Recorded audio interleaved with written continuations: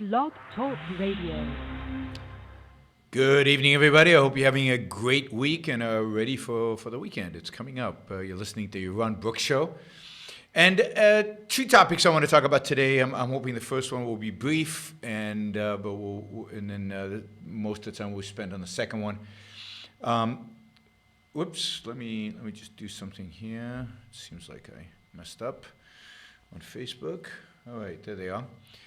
So, Brook for president, somebody says. Oh my God, don't wish that upon me. Could you imagine? Could you imagine what that would look like and what, wow, I mean, all right.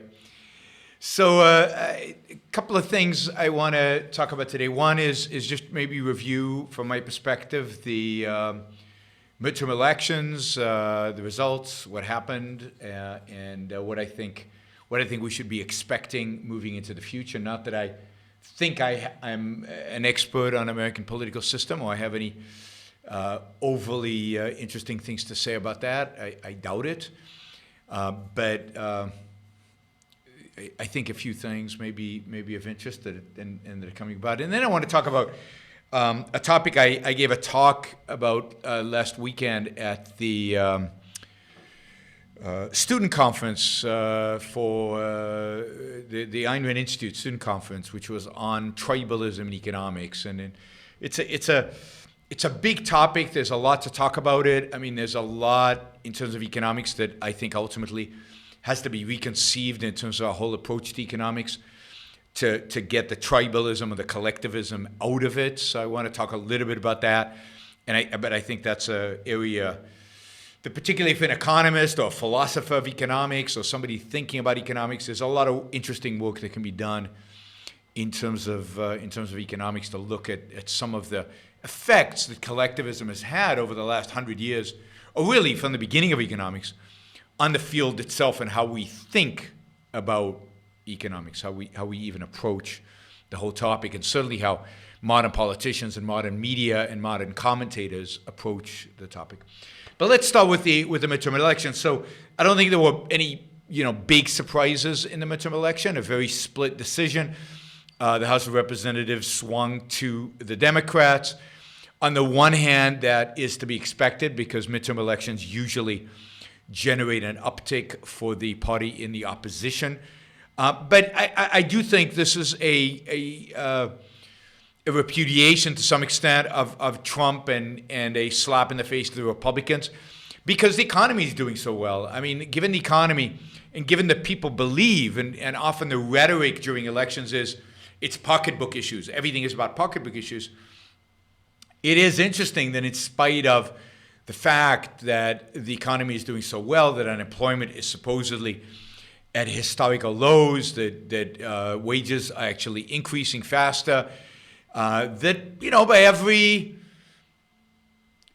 measure of economic performance that is accepted out there in the culture, the economy seems to be doing quite well. And yet, the party supposedly, and this is part of the issue, but I don't think voters are sophisticated enough to identify or to not identify the political party in power with the good economics. I think they do. I think they assume there's a causal effect there. We can talk about that. The fact that Republicans lost is, I think, quite meaningful. And I think it's partially to do with the fact that Republicans didn't run on the economy. There was very little discussion, particularly by Trump, on how wonderful the economy is. He as I mentioned, election evening, he focused his attention on fear. He focused his attention on motivation through fear, motivation through the negative, and not motivation through the positive. And as a consequence of that, I think that down ticket in regions where people are not afraid, where people are feeling good, they were turned off by the fear-mongering and voted for the Democrats. So in one respect, not a surprise because, again, midterm elections often go for the opposition. But in such a good economic environment, you would have expected Republicans to do better. but we have Trump. So Democrats, I think, were very motivated by Trump. On the other hand, of course, you've got major Republican victories in the Senate. But here, again, the good news is not that good, because this was a year where if you'd looked at it 2 years ago and you thought the president is a Republican, the House is Republican, the Senate's Republican, and given who was up for election in the Senate, this was a year Republicans should have gone for 60. This is a year where they should have gained between 5 to 9 Senate seats. And they did well. They probably gained 3 or 4. I mean, there's still some votes that are being counted, and we still don't completely know what the outcome is. But they're not close to 60. And so in that sense, it's a disappointment. I mean, almost all the senators up for re-election were in Democratic states, were Democrats, but in Republican states. Many of them were in Republican states, or states that voted for Trump. So you would have expected a much bigger increase in Republican senators. So in both of those, while they were expected, weeks and months even before the election, they both cannot be viewed as positive for Republicans. I guess it is positive that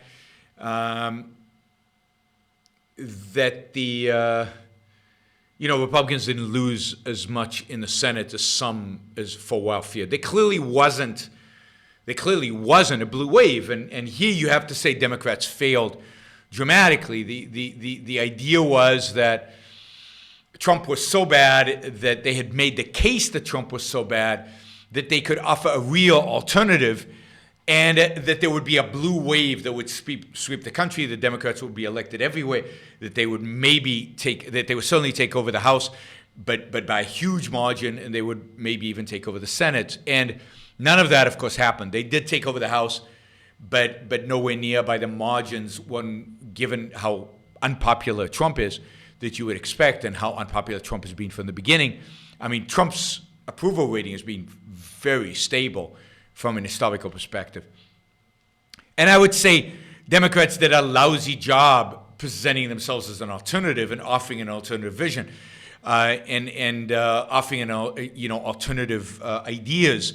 It's either they were, some of them were clearly kind of out there on the left, and they could win in districts that were very leftist, or they were Me Too to the Republican Party on social issues and other things, and they could win in Republican areas. Or they were just nothings. They were just, milquetoast, and they could win because they were not Republicans and they were not Donald Trump. They were against Donald Trump. But there was no vision that you could articulate from the Democratic Party, not even a vision of socialism. That is not even a vision of some kind of leftist agenda. It's a dysfunctional party, very much like the Republican Party, extremely dysfunctional. And, I think you'll see that now that they're in the majority in the House of Representatives. Although, again, even dysfunctional political parties do very well as opposition parties. As opposition parties. Time Warp has I will get to your Super Chat question, I promise. So that's one respect. There is one respect in which Republicans did very well during election night, and surprised, I think, many of the pundits and many of the polls, and that was in the governorships. Republicans held on to more governorships than were expected. Again, it was supposed to be a blue wave, and particularly with governors, a lot of governors were supposed to be, I think, replaced. Republicans were supposed to be replaced by Democrats, and that didn't happen. It looks like it didn't happen in Florida. It looks like it didn't happen. I'll get to Ohio in a minute. In a number of other states, and I think this is interesting. It has to do with the dynamics of the local states. Obviously, Republicans dominate state houses and dominate governorships still after this election, even though Democrats did pick up a few governor positions. So it's it was definitely a Republican victory in that sense. And at the state level, except in the Deep South, where the governors have a lot of power over issues like abortion, most of these is I'm much more tempted to be pro-Republican at the governorship level, at least in some states, than I am at the national level, because I think they can do less harm. And some of the stuff that they do actually does good in terms of they can affect economic liberty in a way that I don't think they do at the national level. And they can do a lot less damage than I think they do in the national level. So I don't know much about the new guy who's going to be the governor of Florida. And I certainly, and the one governorship that I was actually quite excited about, was Ohio. So it wasn't that I know anything about the Republican. I don't. I haven't done the research. I don't really know anything about the Republican. But I hate and despise the Democrat that was running for the governor of Ohio. I think his name is that's Quint Cordero. Corderan, something like that. I don't remember the name.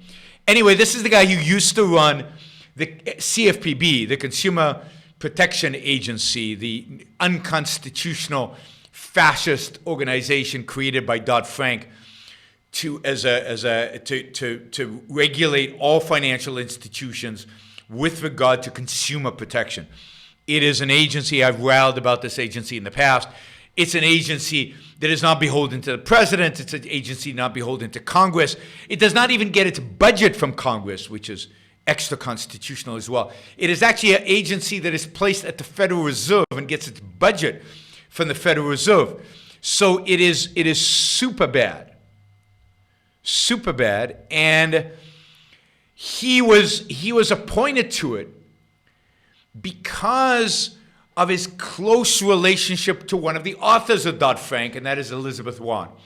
So the guy, and maybe somebody in Super Chat can remind me his name, or in one of the chats can remind me his name. The guy was handpicked by, maybe the politician I despise most in America today, even more than probably Donald Trump. And that is Elizabeth Warren. So he was handpicked by Elizabeth Warren. And he left the CFPB because he believed he could. Yeah, Richard Corday. Thank you, Richard Corday. Thank you, Richard. He left the CFPB because he believed he could win the governorship in Ohio, and he had the backing of Elizabeth Warren. She campaigned for him. And he represented kind of this, really the left wing, but the kind of, not the wacky left wing, if you will, not the wacky in terms of behavior, not even the Bernie Sanders left wing, but kind of the more pretentious, intellectual, we know how to run the world, just give us the reins and we know how to do it, don't worry. Not the ones who explicitly say the socialists are too smart to do that. Like as Elizabeth Warren says, no, I'm pro-capitalist. I just want to manage capitalism. I want to make capitalism better through central planning. He's one of those, and I was really ecstatic that he lost, and he lost in a state that he was expected to win. The polls showed he would win there. So that was so if you live in Ohio and you voted against Cordray, good for you. That was the one election I was watching closely, and it seemed to go really well. A lot of ballot initiatives. I haven't looked at all of them, but just a quick scan of them seem to be pretty bad. So in Democratic states, we got a lot of kind of leftist agenda items, from increases in minimum wages to all kinds of increases in government spending and government power, and so that seemed pretty bad. In Republican states, we saw really bad anti-abortion propositions pass, and it was truly horrible. So the anti-abortion sentiment in many of these states is really horrific, and they're getting bolder and bolder. So the idea, I think, is they'll pass these state initiatives, people will vote on it, and then it will be taken to the courts. It'll ultimately land up in the Supreme Court, and the Supreme Court will have to decide whether to uphold Roe versus Wade, which they should, although they should change the argument made there, but they should uphold the decision, or to accept the democratic will of the people. And, that's going to be a tough one for the Supreme Court. I think at the end of the day, they're going to go with the democratic will of the people, and you're going to see a significant erosion, if not an elimination, of Roe versus Wade. And as you know, I am not pro-choice, not pro-life, although I'm pro-life and pro-choice. I'm also pro-abortion. And, I believe in a woman's right to have an abortion, certainly without any doubt in the first trimester. I don't think that's even arguable. I don't think there's any legitimate, even theoretical argument against that. I don't think there's much an argument about the second trimester, although a little bit more towards the end of it. Third trimester is not really a big issue because almost no doctors actually permit abortion in the third, will perform an abortion in the third trimester unless the woman's life is in danger or the fetus is basically non-human or non-functioning. So it's almost not a non-issue. So to me, an abortion is a huge issue. It's an issue of individual rights. If you understand individual rights, you have to be for the rights of the living, of the individual, of the human being that is an individual existent, rather than of the potential. So, to me, it's both moral. Not always. Obviously, a woman can act immorally, but it's both moral to have an abortion. But certainly, unequivocally, in my view, it should be legal, even if we can dispute the morality of certain abortions and certain people having abortions. I don't think in my mind, there's no issue about the legality of it. It is not an issue of government to do it. Anyway, the point is that the religious right won a lot of these kind of referendums, and this is going to go to the Supreme Court, and it's going to be interesting, and I think they did it on purpose, given that they have such a conservative Supreme Court. This is the time to take it to the Supreme Court. It's...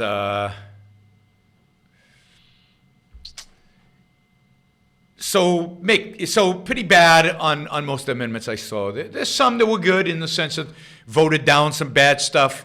I guess in Colorado they voted down the anti-fracking amendments. I saw a email from Alex Epstein, who I think did a lot to help bring down that amendment in terms of crafting some of the language that was used in order to fight it.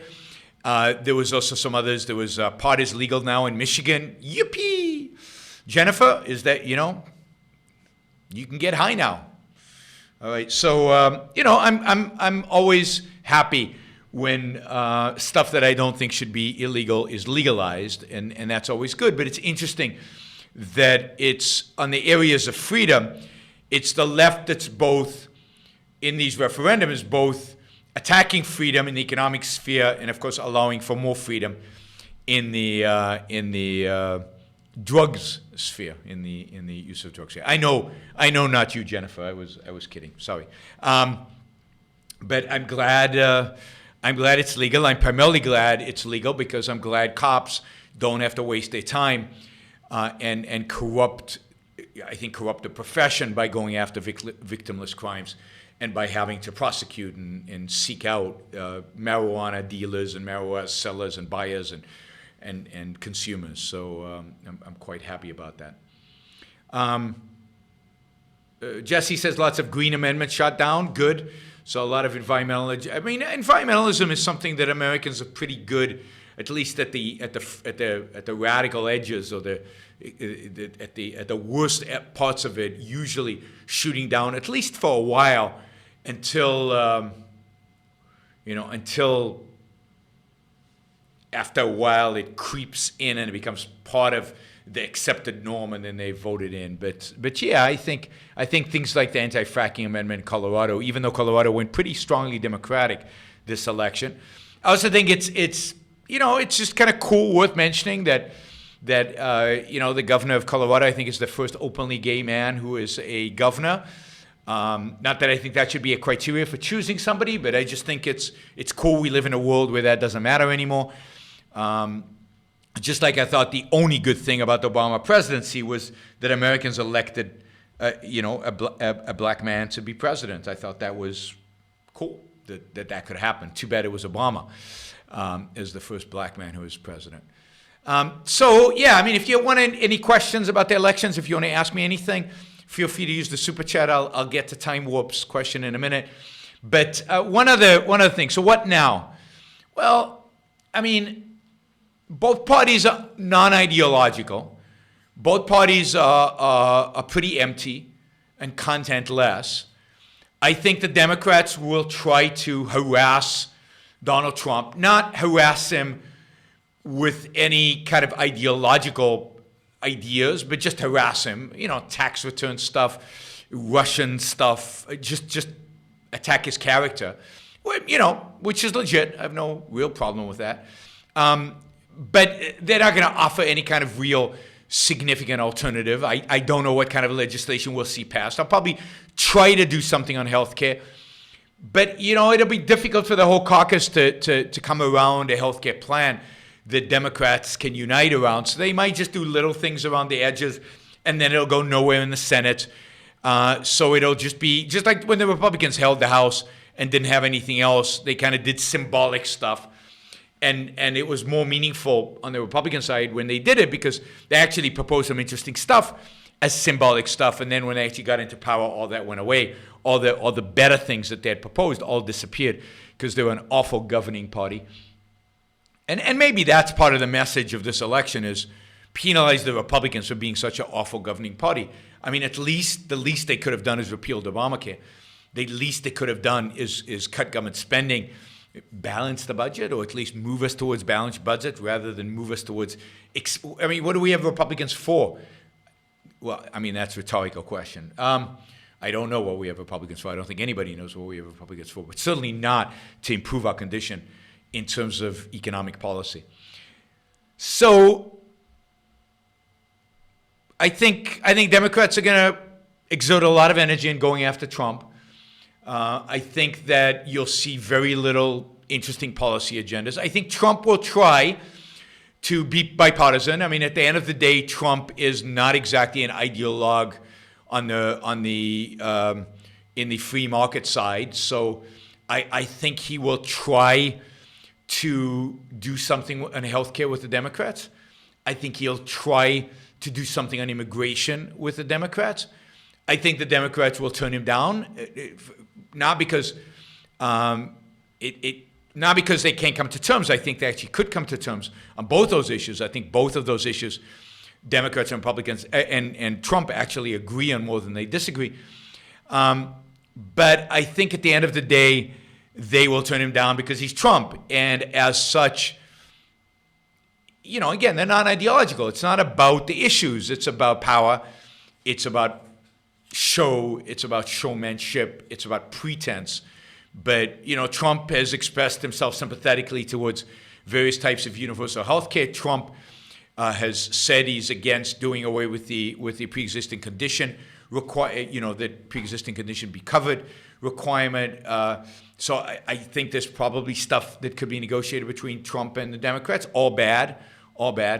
And on immigration, I don't think Democrats really want more legal immigration.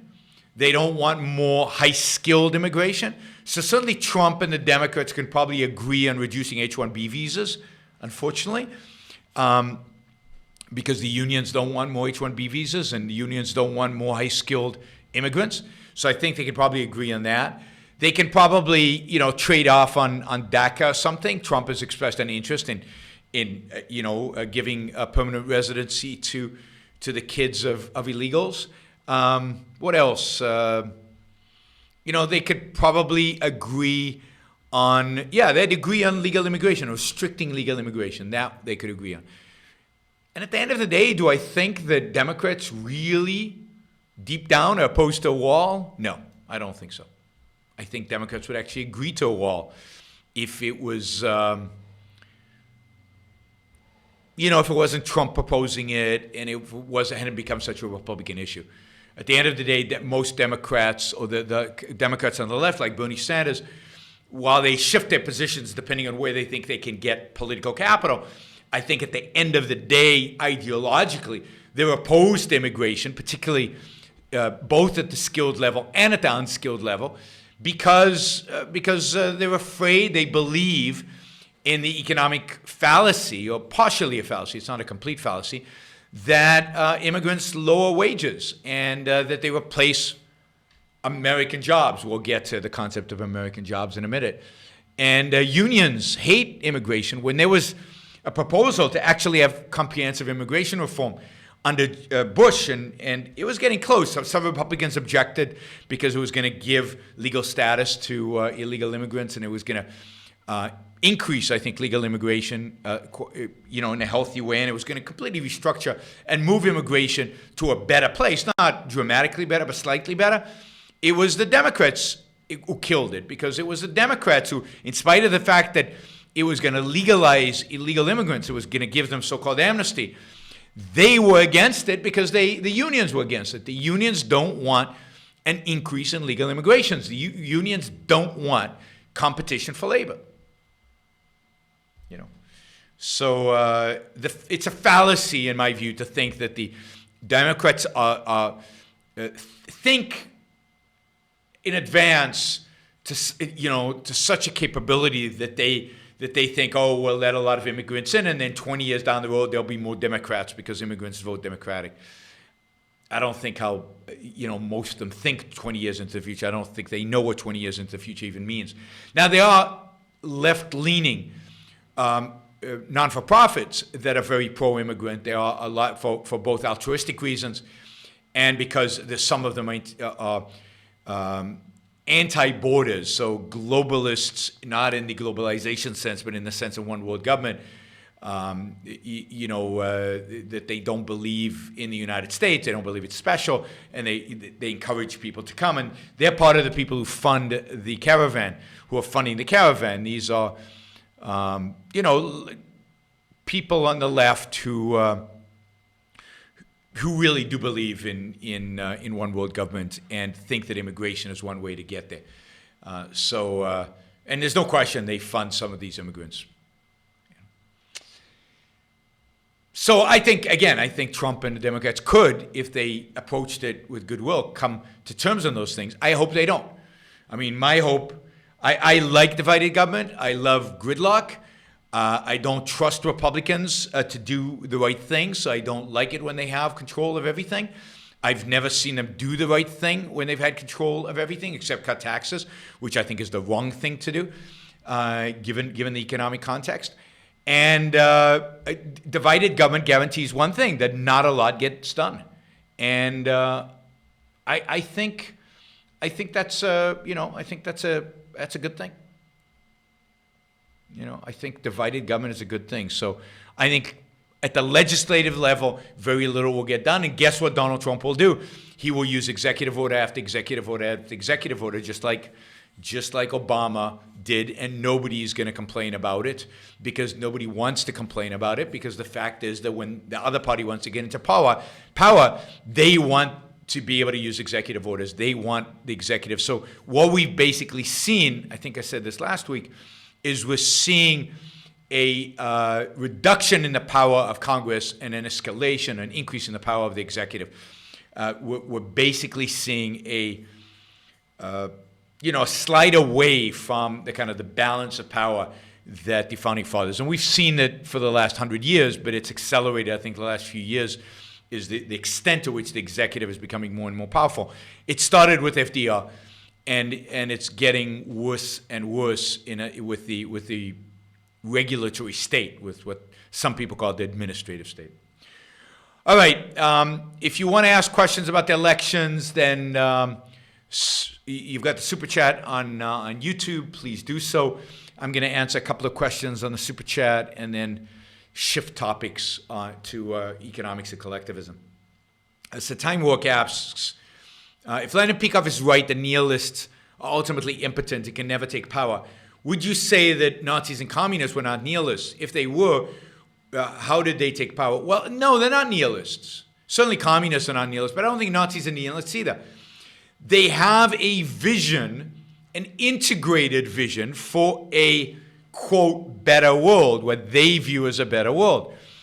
I mean, the communists are far better, intellectually, if you will, than today's nihilists and egalitarians who are motivated almost entirely by hate and wanting to rip things down. Now, I think communism presents the people with an ideology that is fully integrated. I mean, to the extent that something false can be integrated, with the idea that we're going to establish this utopia in the future in which people are happy and standard of living only goes up. Of course, communism was supposed to come at the end of capitalism. It was supposed to be an outgrowth of capitalism. That was Marxist theory. It was the place in which capitalism has reached its full fruition, but the worker now feels completely alienated because his job is boring. It lacks meaning. It lacks purpose, and therefore morally it is offensive. And because they're being exploited, because the benefits of their work are going to the exploiters, the capitalists, the CEOs, the managers, the providers of capital, they rebel. But they rebel not in order to destroy, in Marxist vision, in the ideal of communism. They rebel in order to bring justice to the world. That is, to make sure that the benefits of production, the benefits of industrialization are now shared in a just way. That is, that the workers now get the bulk of the revenue or profits from the business, so that there are no profits in that kind of business.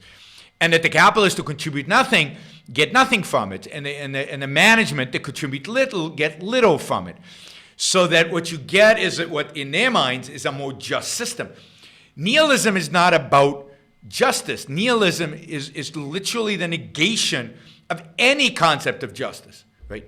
It's ultimately the bringing down of the top people, not to create some utopia where everybody is better off and industrialization continues and standard of living rise, and we're all better off as a consequence. No, nihilists just want to knock it down. They just want to see people suffer. And if you think about the way modern kind of leftists talk about this issue, or for that matter, nihilists on the right talk about it, there's no vision, there's no ideal that they are presenting. There's no something to strive towards. Right? So the communists and the Nazis had an integrating idea. It's a false idea. It's an evil idea. It's horrific. And at the end of the day, the people at the top, Hitler, Stalin, are motivated by, I think, nihilism. But the ideology by which they get people excited is not smash everything. Everything is evil. Let's destroy for the sake of destruction. It's no, there's this wonderful ideal that we are going to strive towards. The Aryan people, the wonderful Aryan people, the most productive people in the world, the most innovative, the most creative, are going to now rule. They're going to be able to fully flourish. They're going to be able to fully manifest themselves. I can just see that sentence being taken out of context and put up on YouTube, and Yaron being labeled a Nazi. But that kind of insanity, that is the ideal. In order to achieve that, we have to smash these people and kill those people and destroy those people. And the same with Marx. Marx was writing about whole people would have to be annihilated in order to achieve this wonderful dream. So there's no question that, emotionally Marx and all these people are motivated by hatred, are motivated by destruction. But the system, the appeal to the people, the appeal to drive the people is not smash it. But if you think of the left today, there is no appeal to some greater, better utopia. There's no, among the real, Antifa types, right? Or among the really, really, all they want is to destroy, and they have nothing to offer in its place. They have no vision of a future in its place. They have no unifying factor to unify the country around. Here's what we're going to do. Here's the mission. Here's the thing that America stands for. No, we hate America. America, core America, needs to be destroyed. Anything American needs to come down. That's modern nihilism. That's the intersectionality. It's not like we want a world where everybody lives equally and in peace, and everybody is respected equally. And maybe even, you can imagine a world in which everybody earns the same and the workers own the means of production. No, they're nowhere near that sophisticated. They want a world in which white males, heterosexual males, are oppressed. Why? Because they used to be oppressors, and there's a lot of us white heterosexual males. And then white females, heterosexual females, should be oppressed as well, not as much as men. I mean, they want these ridiculous, absurd systems that are mainly focused not on the elevation of anybody up, but in the bringing down of people, in the destruction of people. That's the essential characteristic of nihilism. And that has no appeal beyond, I don't believe, beyond, a few, students who are, not thinking, unthinking crazies and some intellectuals and, people who hate generally or people who are motivated by hatred. But it's not something that can appeal to the American people as such. Partially because the American people as such are the oppressors and have to be oppressed in order to make up for their sins of the past. And I don't think people put up with that. Versus somebody coming along and saying, being a more sophisticated Trump and saying, no, I want to make America great again. And what unified America in the past is its Christian heritage. What unified America in the past is the strong values that we all held. And it was a society, whether they use a racist idea, but a Christian society. And the only way to make America great again is to return to those Christian values. And to do that, we have to recognize that we have enemies surrounding us, whether it's the Jews. I don't know if we'll get to a point in American politics where somebody will say that, but I wouldn't be surprised if they did. Or whether it's other minorities, suddenly it's immigrants, suddenly it's Chinese, suddenly it's, all the stuff that Trump has proved works. That's a scary thing about Trump. He's proved that creating scapegoats works. That hatred of the other works politically. That to me is the most scary thing about Trump. It's not Trump. It's what he's proved works politically in America. I never thought I'd see it. I never thought I'd see the day where fear of China or Japan or Germany or Canada on trade would motivate people. I never thought I'd see the day where fear of immigrants are coming and they're going to destroy this country, would motivate people to the extent that it does. I mean, we could have a disagreement about immigration, but that's not what's happening. There's no debate on immigration. There's fear-mongering on immigration. And the idea that would motivate people to the extent that it has scares me and opens the door to the authoritarian coming down the pipe. And that authoritarian will be an M2, and that M2 will be, I think, a combination of religion and nationalism. We're about America. We need bigger walls. We need inside the walls, we need to figure out who is a loyal American and who is not. Because there are a lot of those people out there who are not loyal Americans because they attack Christianity and they attack America.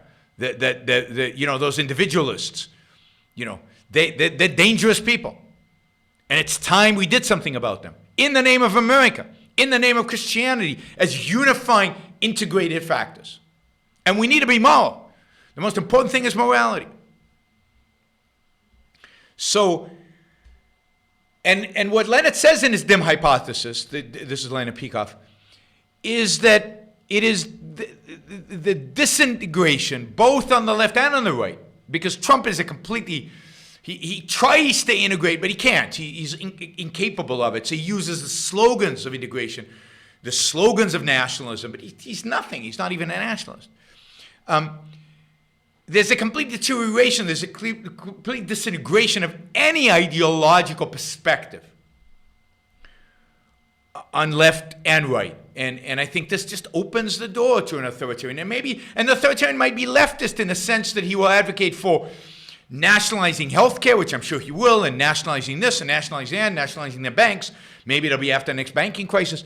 So he might have strong leftist, just like the Nazis did. Nazis had strong leftist economic ideology. So he will be a religious leftist nationalist. Religious leftist nationalist, right? He'll be the ultimate tribalist collectivist. And that's where we're heading, right? And that's where we're heading. And that's, again, why I find the election of Donald Trump so scary is that people buy into this. He's not scary. It's what he's brought out in the American people that scares me.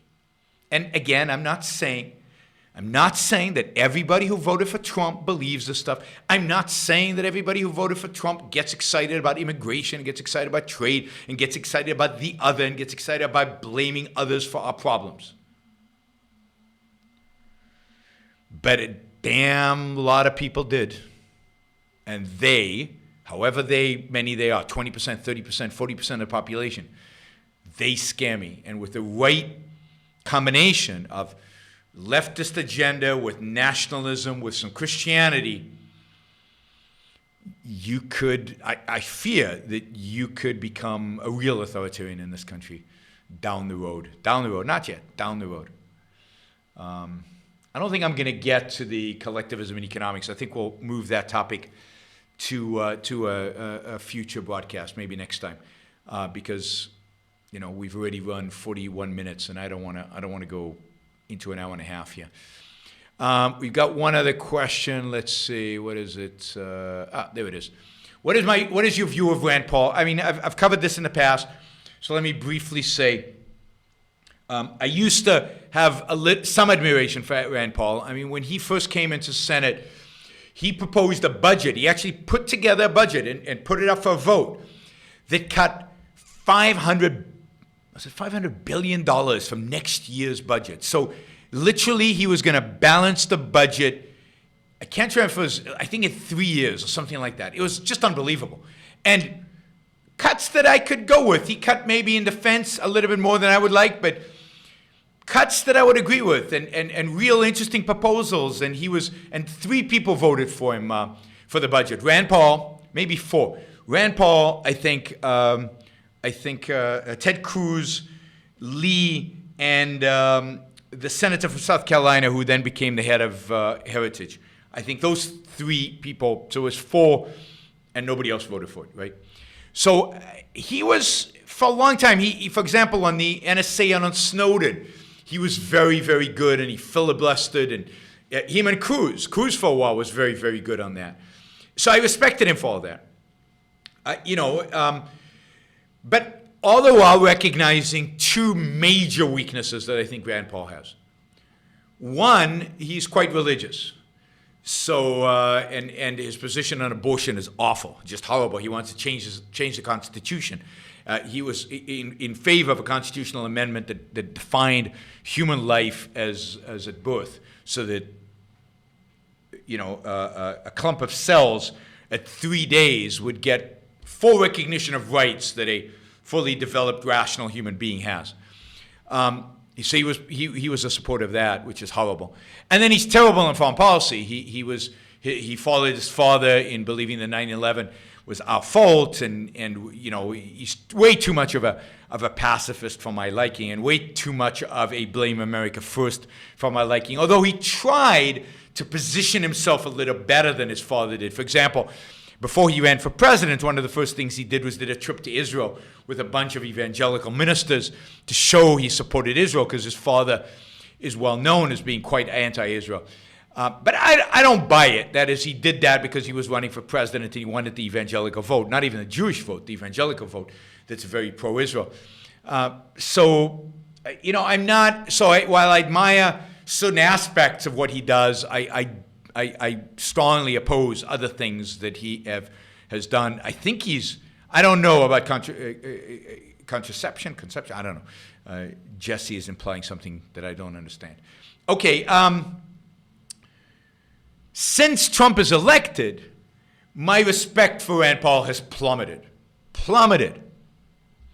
He has become one of Trump's lackeys. And he knows better. He certainly should know better.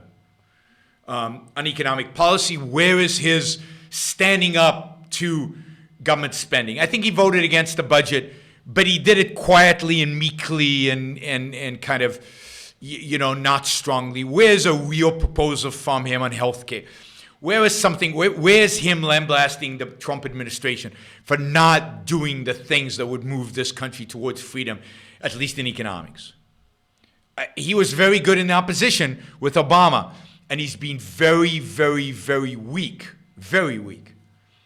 with Trump. He's basically just accepted everything Trump has done.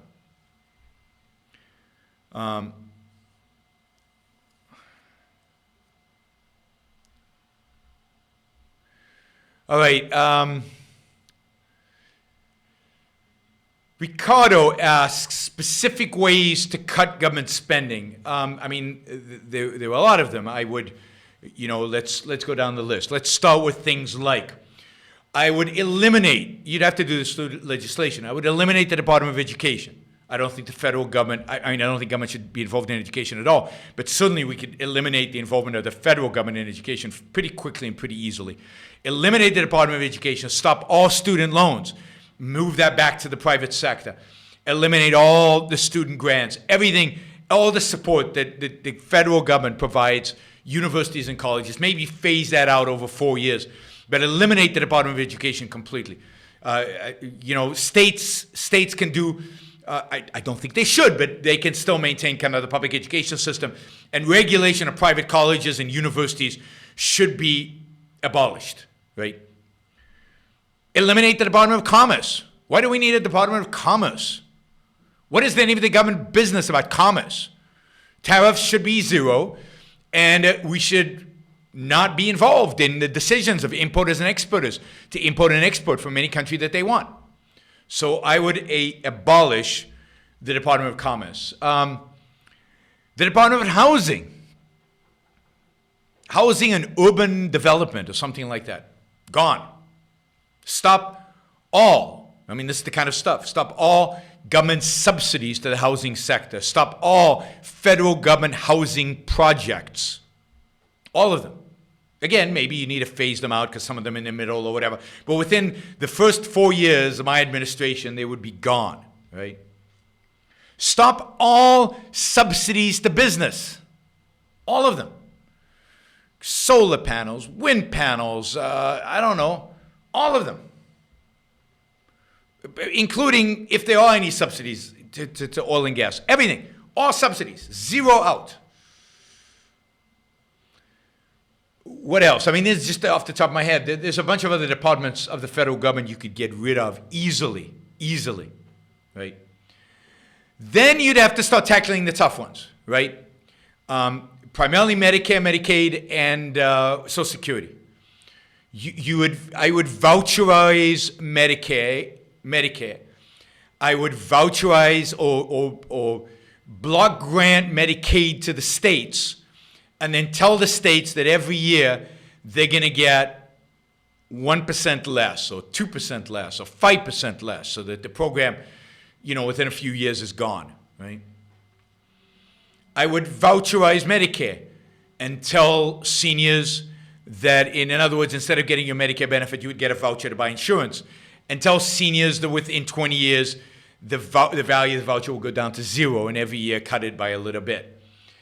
I would figure out a way in a variety of different ways to eliminate, maybe start by privatizing Social Security and then eliminate it completely in terms of first privatize it, and then once it's all private, then eliminate the requirement to make those investments. And Chile has at least done the first part of it, of privatizing it. We can follow their model, although it's a little bit more complex in the United States.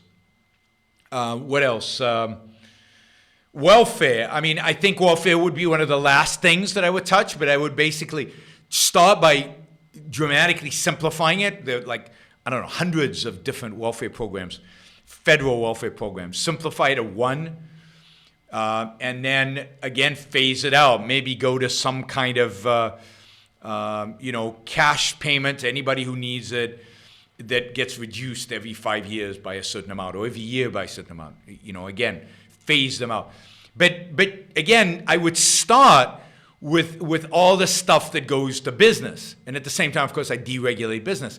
But there are massive things that you can get, and then I cut the Defense Department dramatically, because I think that we have the mightiest military force in human history. Nobody even comes close to us.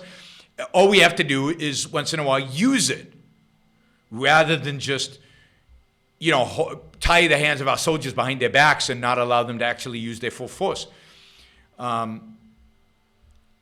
So you could spend a lot less on military if you actually used the funds that you do. And then basically, none of that would be a problem. All of that would be easy, right? Get the government, voucherize everything that you can, and then phase it out. Use the voucher system to phase it out. That's how I would also convert to private education. Not literally a voucher, but to other, education saving accounts that I've talked to before. What are your thoughts about Peter Schiff's and others' predictions of a dollar crisis in the very near future? I don't see it. I think there will be a dollar crisis one day. I just don't see it in the near future. And I like Peter Schiff, and we're very friendly, but he's been calling for a dollar crisis for the last, from before the financial crisis, and then when the financial crisis hits and you got QEs, he was saying it's imminent every year. I remember being on television with him in 2009, where he was saying gold would go to 3,000 and there's going to be a dollar, the dollar was going to go to nothing. I just don't see it, and I don't see why there would be a dollar crisis and not a euro crisis. There's a whole approach that many libertarian economists have, where they can only see the evil of the American central bank. All other central banks seem to be, saints in comparison. I don't agree. The Chinese central bank has been, in many respects, after the financial crisis, just as bad as the American, maybe even worse. So why would China's economy, why wouldn't the yuan collapse? And certainly the European central bank has been, in many respects, worse than the Federal Reserve Bank. And the euro should be a much bigger junk currency than the dollar is.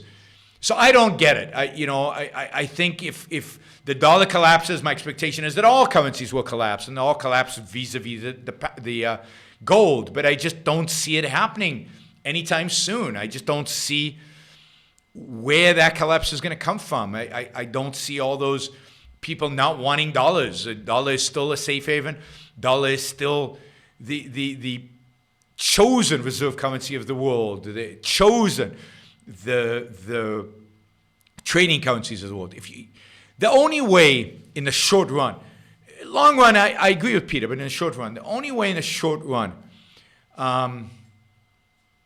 that the dollar would be eviscerated is if a country like China or like the European Union, which won't happen, switch to a gold standard unilaterally. And a credible gold standard. Then I think what you would have is a run to that currency. And you would have a run on the dollar. And you would have a collapse of the dollar in relative terms. And dollars would flow back to the U.S. and people would stop investing in the U.S. Trump would get his wish. The trade deficit would shrink to zero, right? Because the trade deficit is a consequence.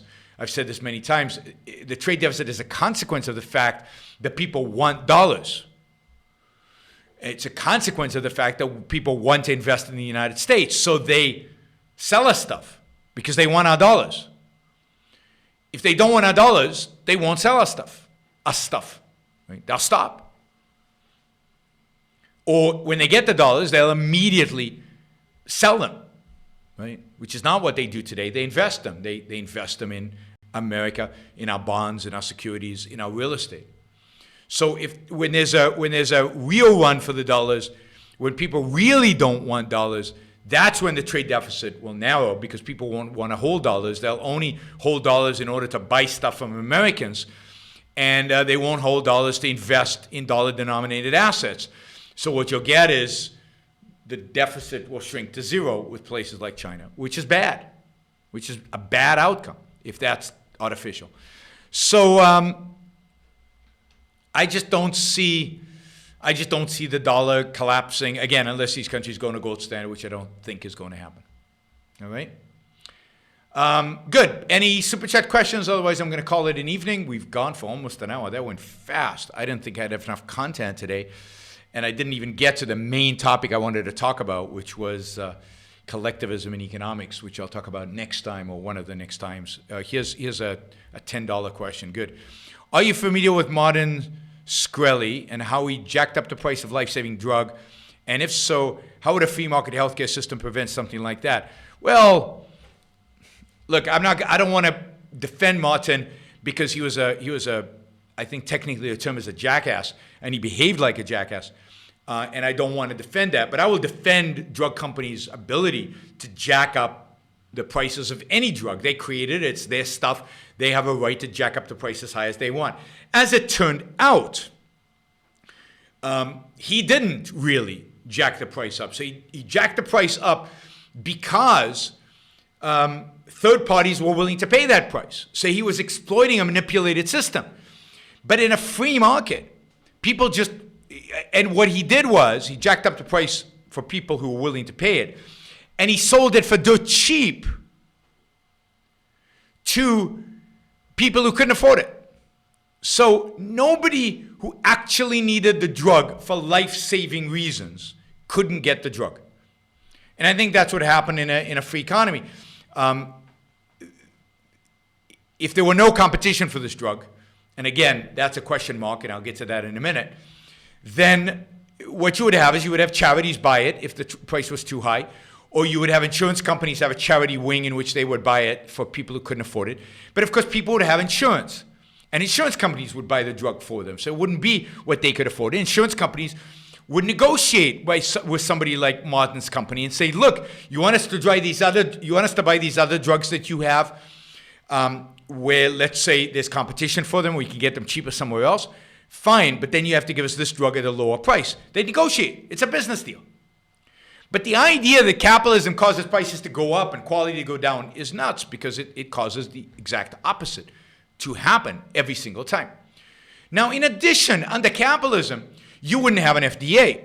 You would have private organizations rating drugs and figuring out whether they were safe or not. And the process would be a lot smoother, a lot easier, and a lot cheaper. And if a lot of these drugs would have competitors, and they wouldn't be, in a sense, one drug available for a particular disease. But let's take this from a moral perspective. Let's say I have a drug, and let's say it's a life-saving drug, and I want $1,000 for it. And let's say you can't pay $1,000, and I don't want to give it to you for less. Then you die. And that's okay. Morally, that's okay. Think about John Galt. For those of you who haven't read Atlas Shrugged, close your ears. Don't listen to this part. He invented a motor that could have saved the world from poverty and hunger and lots of things, because it would provide energy for basically for free. And he didn't do it. And people died as a consequence. People who could have lived died. The point is, somebody created the drug. It is theirs. They get to decide who uses it and who doesn't use it. And yes, it's harsh, but you didn't make the drug, and you're sick. Before the drug was invented, what would have happened to you? You would have died. You have no right to something just because it saves your life, if it belongs to somebody else. What about all those poor people in Africa, right now, who are dying of starvation? Do they have a right to your stuff? Do they have a right to demand that you send them food? Do they have a right to demand that you send them money? No, because you created the food that you eat. You have the money that you have. It is not your moral obligation to help everybody who's starving in the world. It's not your moral obligation to have everybody who's diseased in the world just because you have a drug that can cure them. Now, I don't think it'll come to that because, again, I think the market creates mechanisms by which everybody who needs it will probably get it. But I am not troubled by the idea that I or somebody who can't afford a drug doesn't get it because they can't afford it. People die every day in car accidents because they drive cheap cars because they can't afford luxury cars that are incredibly safe. They die because they're poor. If they were rich and they drove a Volvo, they wouldn't die in a car accident.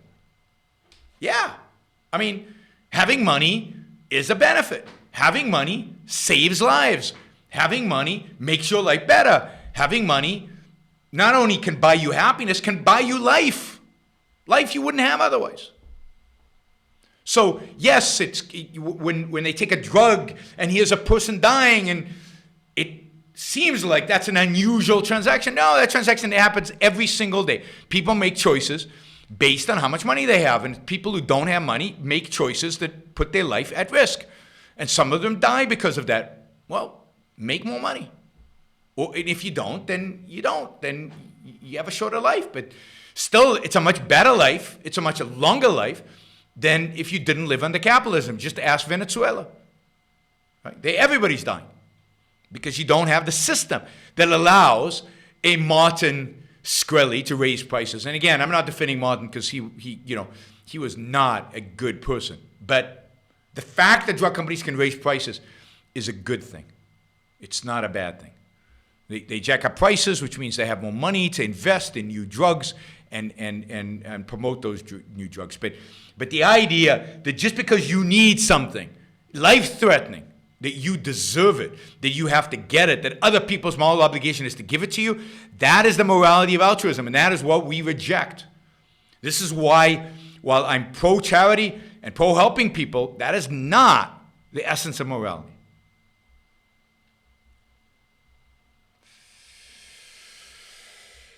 All right. Somebody says, I didn't say that no one lives forever. That's true. But, there's no reason to live shorter than you have to. Work hard, buy insurance, make sure you have health insurance. It's good. And, do the best that you can to promote your own life. And that means being productive, being rational. And it means having insurance. And it means all the things that you need to do so that if you do get sick, you can afford that drug. Right? So I don't think it's harsh. I think it's just reality. And it's recognizing the massive benefit of living in a free society. All right, we've hit an hour. Wow, gone by fast. All right, quick reminders, share. I'm surprised sometimes that you guys love the show. You don't share it more. Share. It's the most important thing you can do on social media. Please encourage your friends. And if you haven't subscribed, please subscribe. Encourage your friends to subscribe. And of course, those of you who haven't yet, and please contribute to the show. You get a value.